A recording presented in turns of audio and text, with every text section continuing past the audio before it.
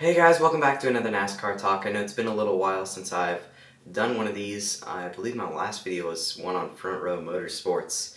It's been a little while. I would like to quickly mention that I have a stop motion video in the works already. The Daytona 500 right now, they are at 2 to go, so I'm not going to spoil anything, but I'm excited about this video. Then after that is Martinsville. That track is almost built, so I'm excited about that one as well. That one won't come out for a little while though. But here's why the Busch Clash at the Coliseum worked. I would just like to quickly mention, in years past, the Clash has always been held at Daytona. Kind of like the same week. It's called Speed Weeks. That's still going to be happening. You've got the two dual races, then you've got the Xfinity and trucks, and then obviously the Daytona 500. Probably one of the biggest motorsport events in the history of motorsports, so the Clash was just kind of a build-up to that, just a little preview, I guess you could say. And this year, the Clash was a little more than that. It took place at the LA Coliseum, which is a new venue. They just built it. I'm not sure if they're tearing it down, and if it does come back, they're just going to rebuild it again. I'm not 100% sure. I thought they would build the track, and then when they play football, they just put turf over top, maybe some cushioning so that they're not playing over asphalt. But that's what I thought I was going to do after hearing that they put in north of $1 million is what Mike Joy was saying, so I'm hoping they don't tear it down and they just put a field over top of it. I'm not sure though. Now first I'm going to talk about the heat races, the first races that allow you to get in. This race recap, I guess you could say, isn't as much of a race recap. I'm just going to be recapping the event and not as much what happened in the event. But first up are the heat races, and I absolutely love these. They were 25 laps. They were, I think like 6 minutes long.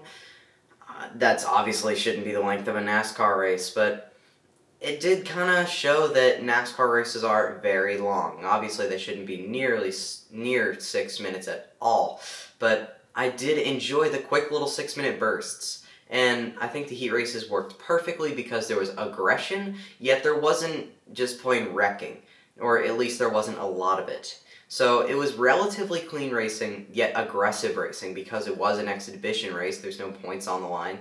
If you ruffle someone's feathers, you're probably not going to get as mad because this doesn't help you win a championship in any way at all. So I think the heat races were amazing. They were, like I said, quick, but I think the sport would benefit from shorter races after seeing these 6-minute little bursts. Not near 6-minute races, but maybe, I don't know, 2 hours long, maybe an hour and a half.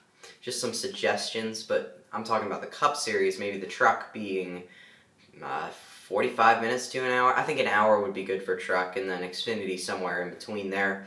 I think they should be relatively the same length, but for races, and that would also put emphasis on events like the Coca-Cola 600, the Southern 500, the Daytona 500. I don't think they should change the lengths of those, and that would just be like 600 miles compared to maybe like a 300-mile race that would be regular, like a mile and a half being 300 miles. The Martinsville race is getting shrunk to 400, maybe like 300 or 350. I think it would put emphasis on those longer races that are meant to be challenging, and I think the LA Clash showed that. It wasn't long, but it was grueling, and it was a lot of fun to watch.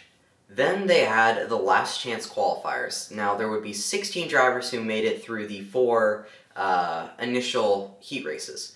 I can't remember all of them off the top of my head, but I think the system worked really well, and I think the first last chance qualifier worked as well. It wasn't as much of a wreck fest as the second last chance qualifier, and I'll get to that. But the first one I think was pretty good. I mean, it was a last chance qualifier. It was aggressive. There were a lot of drivers, throwing Hail Marys at the end, not really wrecking each other, but they were giving it all they had. And you could tell because there was no point in being there if they weren't going to make the main event except just to kind of experience it. So they were pushing hard, and I really thought the first last chance qualifier was good. But as for the second last chance qualifier, this was the first downside to the event I saw.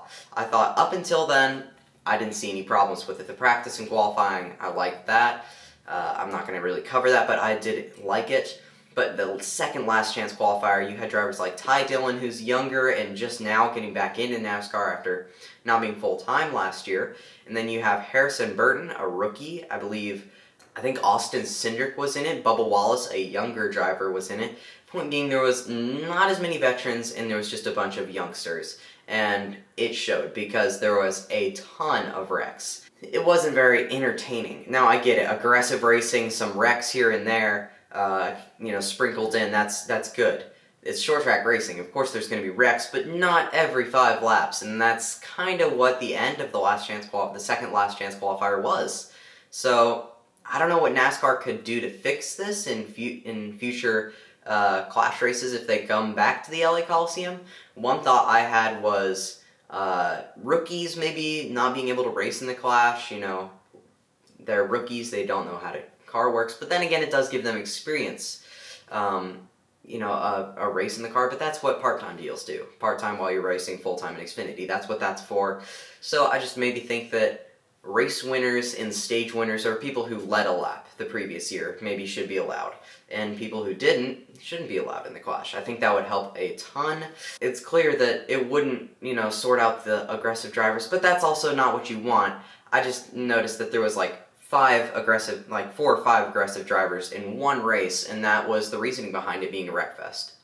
Now for the main event. It was clearly less aggressive, and it was pretty clearly less aggressive than the second last chance qualifier, and I enjoyed it. I thought it was a good event. Even though my boy Denny Hamlin was out early on, I still enjoyed it. So, I think key things that NASCAR can take from this is that we need more short tracks on the schedule. That's clear. With the Next Gen, they drove pretty well. I thought the Next Gens did an amazing job performance-wise, as in how they drove.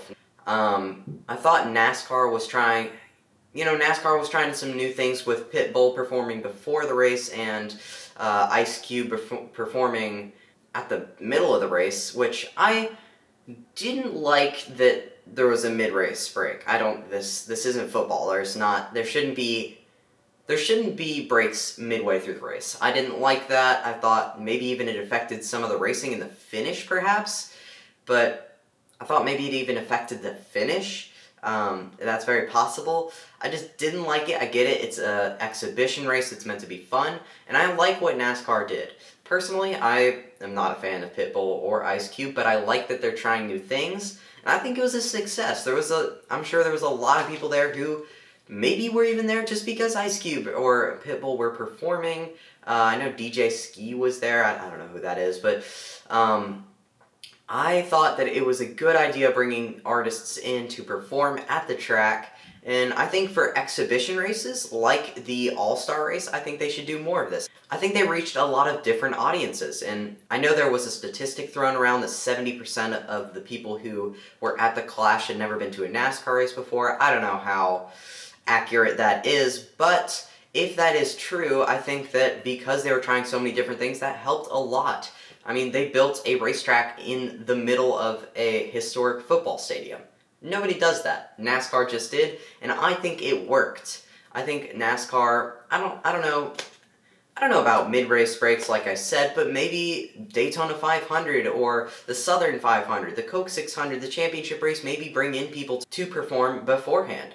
So I think that reaches a lot of different audiences, like the Super Bowl, where they have different artists come in and perform. So I think NASCAR would benefit from pre-race shows, obviously not every weekend, because that would be crazy expensive. I'm just thinking for events like the Daytona 500, Coke 600, Southern 500, and so on, those historic events, spice them up a little bit, Bring some artists in, make the fan experience more enticing, make fans want to go to the race and not watch it at home. Overall, I think that the Clash was a huge success.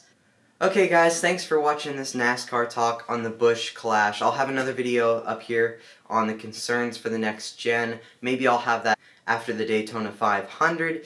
Anyway, thanks for watching. This has been Cole Jones.